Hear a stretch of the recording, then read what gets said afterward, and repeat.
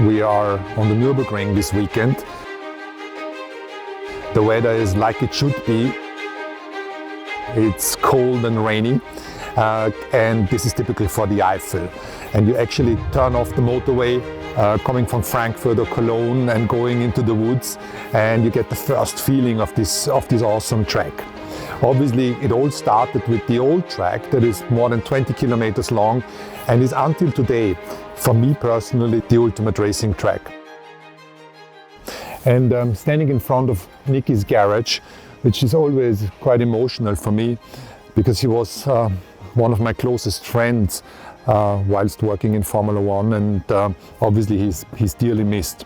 Nicky was one of the first ones to really go faster on the Nürburgring, and he held the record for many years in a 6:59 and had a terrible accident in a Ferrari that burned him severely and caused some long-lasting damages, but he fought through.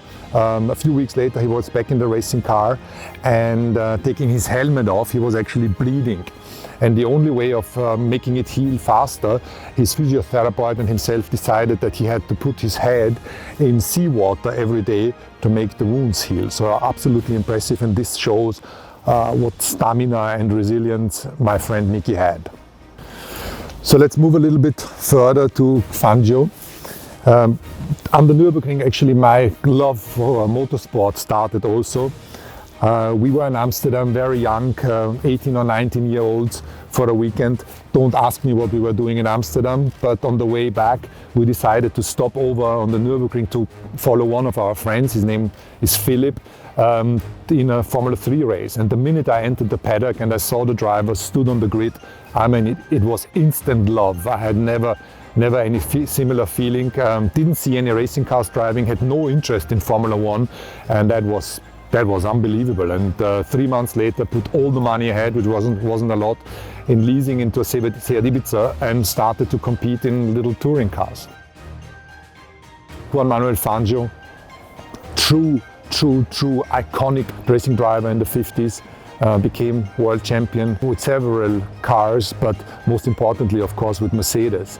And when you look at the videos from back in the day, the driving skill and car control was unbelievable, and he stood out in his generation, held the record with 5 World Championships titles until long time, until Schumacher beat it and Lewis beat it. And you can probably say these 3 drivers were the absolute top within their generation, and Fangio is somebody I very much look up to as a true icon. Now let's go a bit further. There's some really good guys also on the way down. Bernd Rosemeyer, Guys van Lennep, I think he won the Le Mans 24 Hours. Hans Stuck, who I know very well, great years in DTM. And then Sterling Moss, who unfortunately passed a while ago. I knew Sterling quite well. He was just such a gentleman. He was a true great racing driver of his era, and I'm lucky enough to have met him. Now the Nürburgring always brings back great memories. My wife told me I can't say I love the Nürburgring. I love her and I like the Nürburgring, but I must admit to you that I actually love the Nürburgring. My wife more, obviously, but so much fond memories. There's the Dorint Hotel behind us, and in the first years in our 24-hour racing journeys, we couldn't afford to stay there, so we had a little camper van, the 6 of us in the camper van, and we sneaked into the Dorint to shower,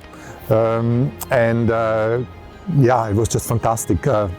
Basic racing, it was all down to driving these cars in the night, in the fog, in the rain, and these memories are always with me, and coming back to the Nürburgring is just awesome. There's also another funny or less funny episodes.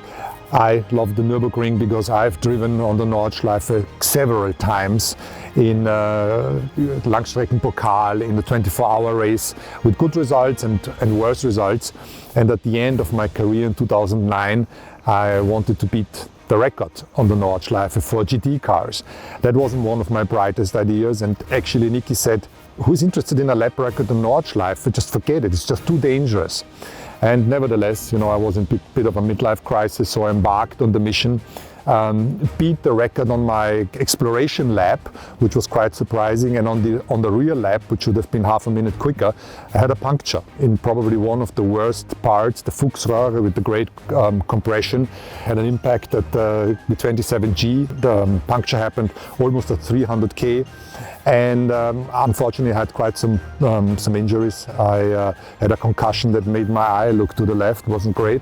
I ripped some nerves, couldn't smell and taste for half a year, and had some broken bones in the back.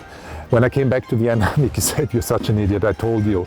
So this is something that will always bind us together.